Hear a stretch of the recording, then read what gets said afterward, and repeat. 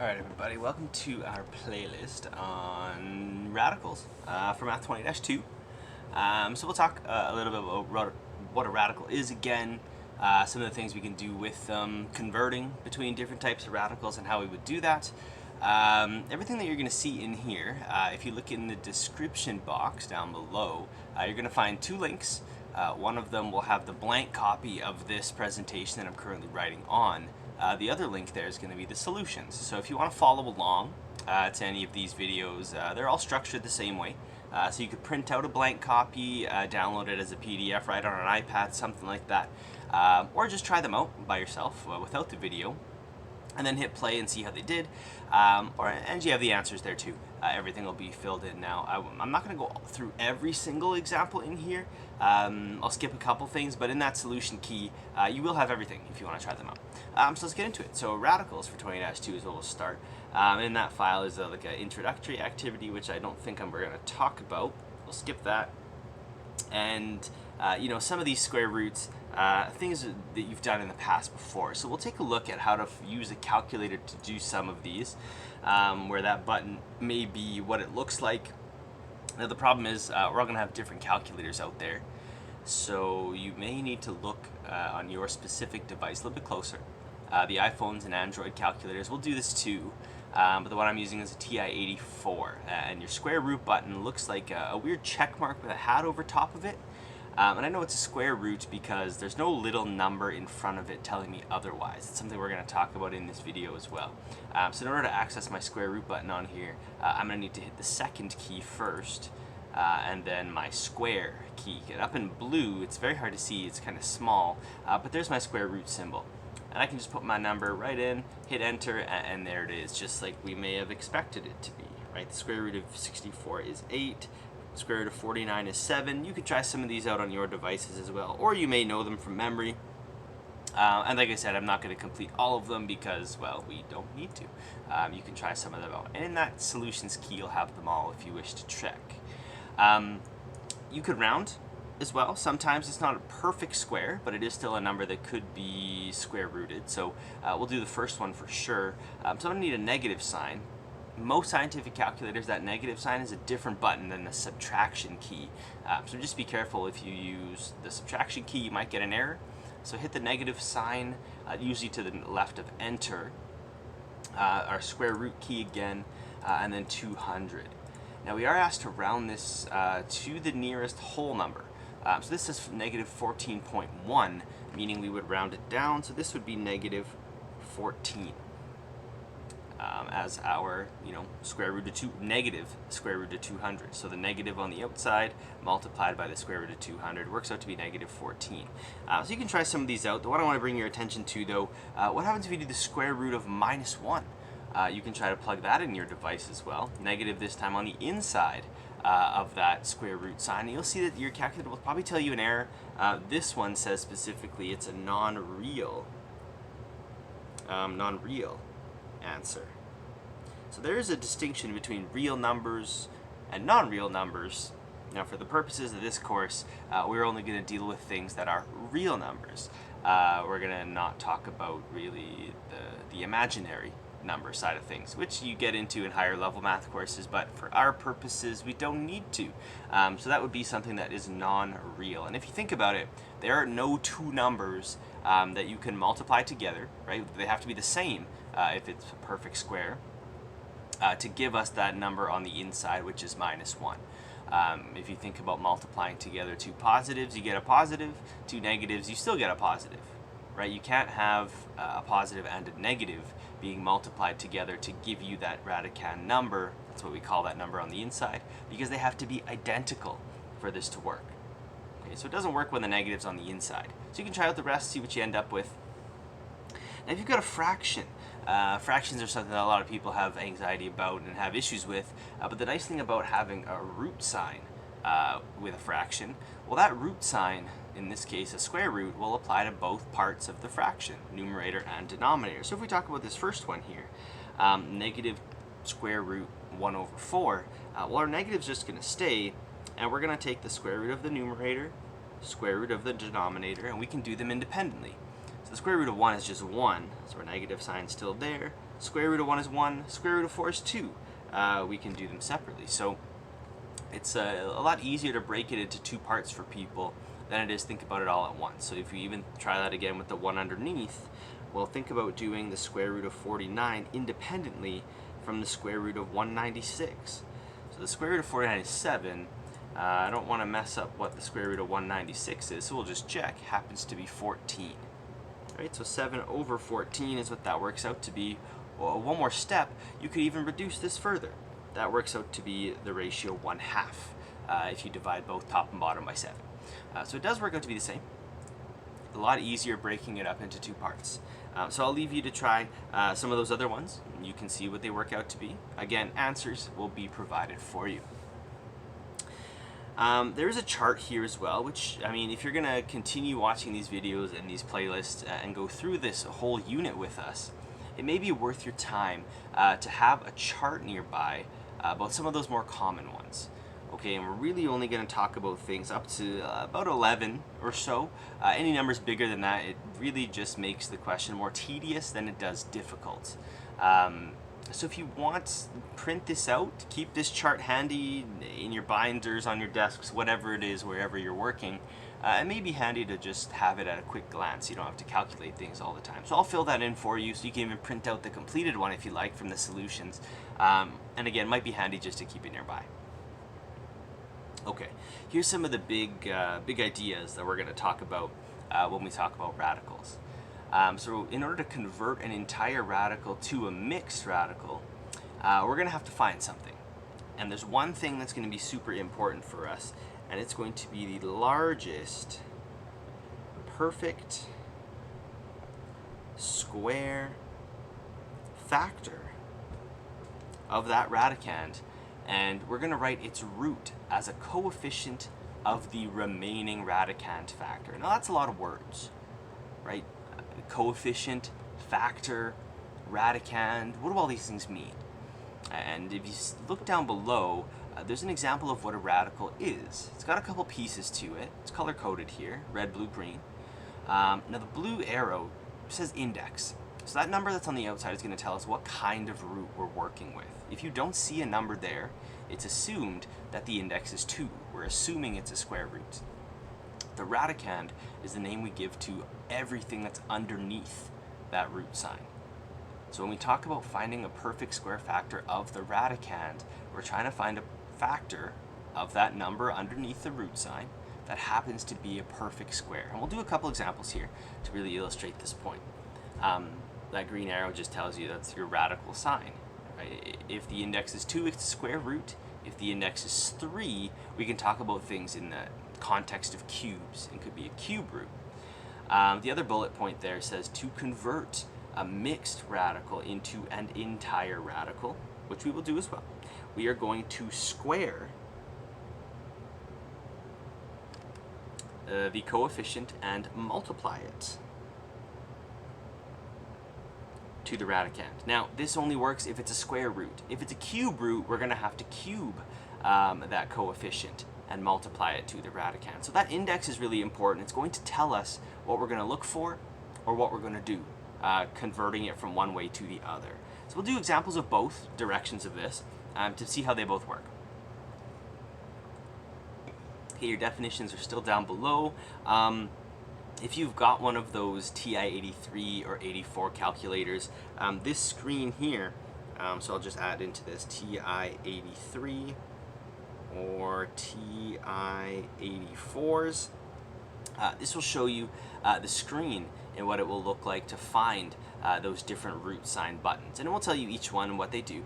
So in order to find it, to call up those higher root functions, press the math button, and I'll show you what it looks like. On the left side of this calculator, there's a button that says math. You can click it, and it'll bring up this same menu. So options 4 and 5. Number 4 will give you a cube root. Number 5 will allow you to use any root in the world that you like, provided you enter the index first. So if, for example, you want a 4th root, you'd have to hit 4 first, then math, and you can scroll down to option number 5. Now this tells my calculator I want a 4th root. You can use whichever number you want. Okay, usually squares and cubes are the common ones. So let's see if we can try to do this. So what we're asked to do is express each radical as a mixed radical. Now there's two types, obviously. Mixed radicals are ones that have coefficients. They have numbers in front of those root signs. If you look at example A here, it says this is the square root of 50. There's no number in front of that square root symbol.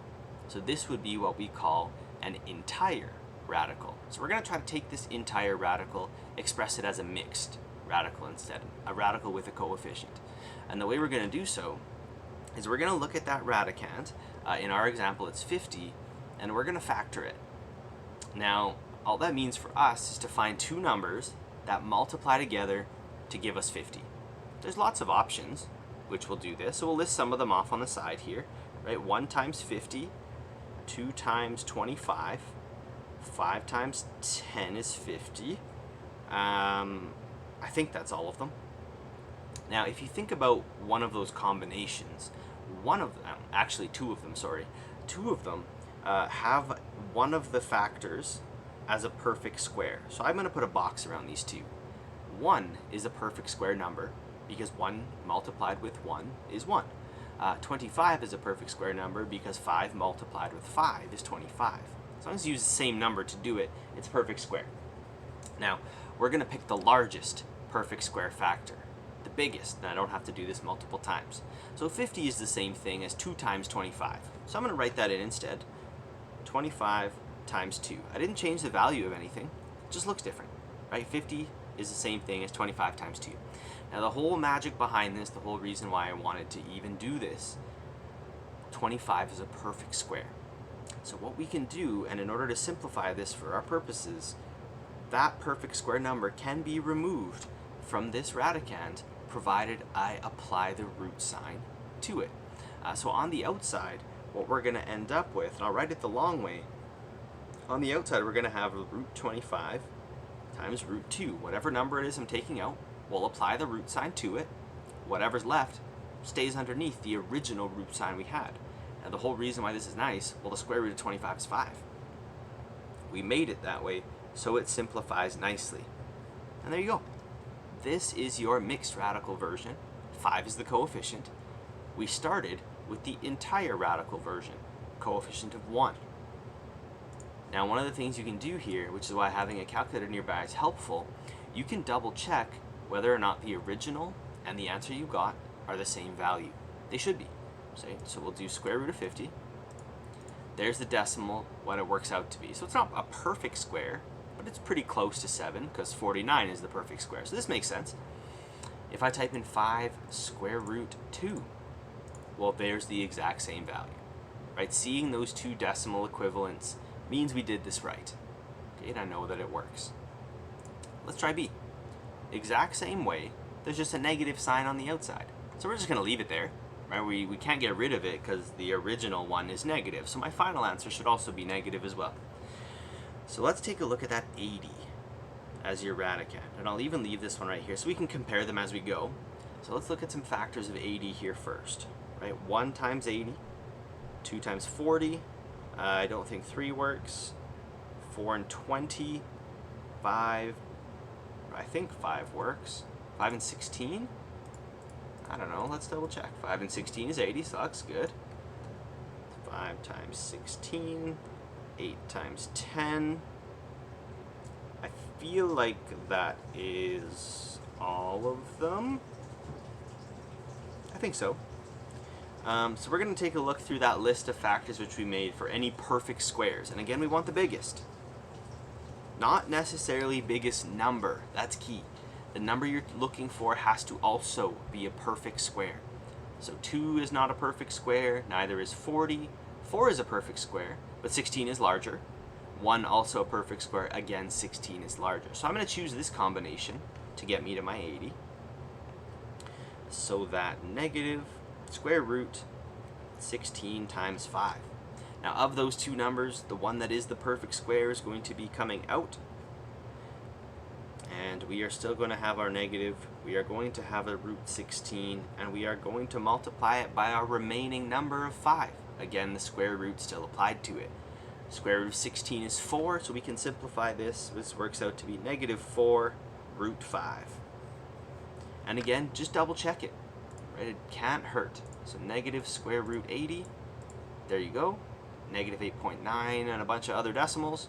So negative 4 root 5. We need the same value. There we go. Looks good. Okay, so I know it's equivalent. There is our mixed radical. Okay, there's another one in here. Maybe let's talk about this one. Cube root this time, and I know it's a cube root because of that index number of 3. Okay, so instead of looking for perfect squares, the only thing that changes, you're going to look for perfect cubes instead. So factor 54. 1 times 54, 2 times 27. I think 3 works as well. 54 divided by 3 gets us 18, so 3 times 18 is 54. Doesn't matter. I already found the perfect cube that I want to use here. 27 is a perfect cube number because 3 multiplied with itself 3 times will get me 27. So I know that I can rewrite this as 27 times 2.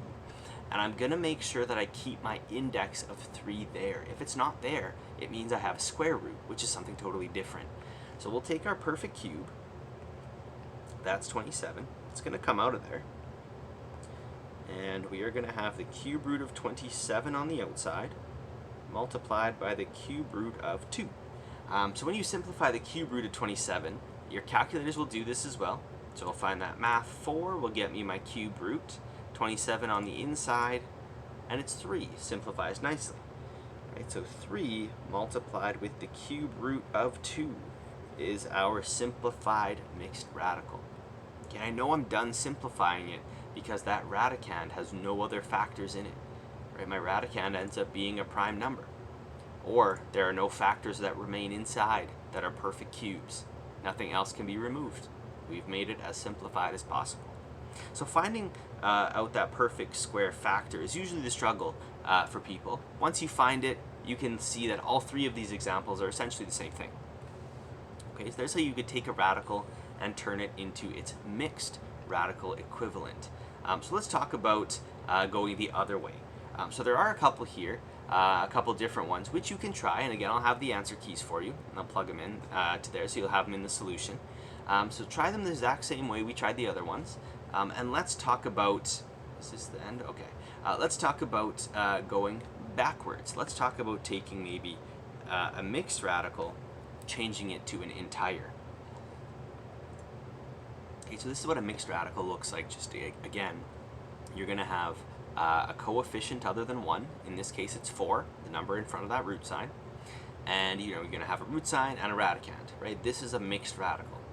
Entire radicals don't have coefficients. So we're going to take that number on the outside and reverse engineer all the things we just did to make sure our coefficient is 1.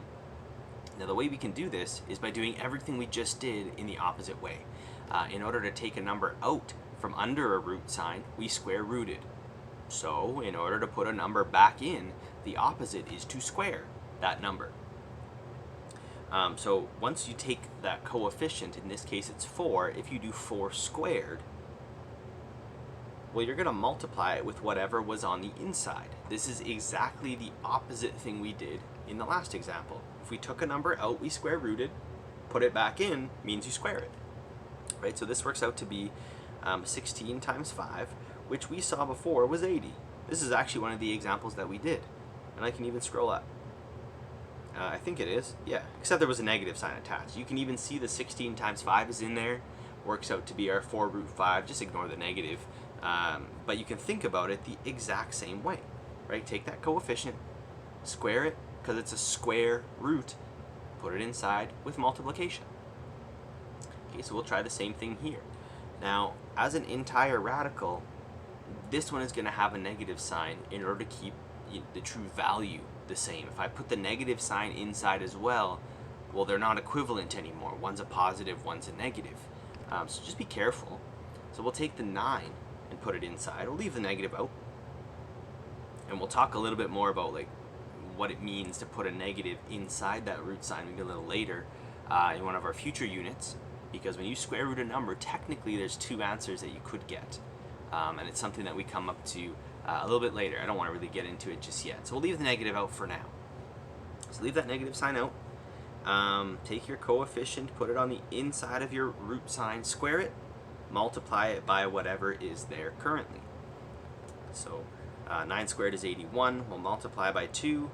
So we get negative 162, I believe. And sometimes I second guess myself, so let's just check, make sure it's right. Yeah, 162 looks good. So there's our radical.